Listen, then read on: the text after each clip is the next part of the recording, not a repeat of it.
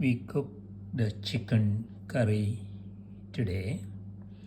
When you cook the chicken curry, it should look aesthetically appealing and mouth-watering, look red, and thin layers of the gravy covering the chicken pieces.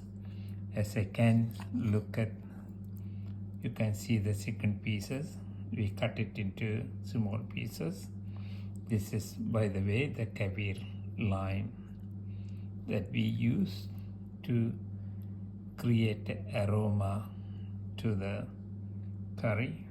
Then you can see that we have also cooked with the bones. So cooking the chicken with the bones is very good. We like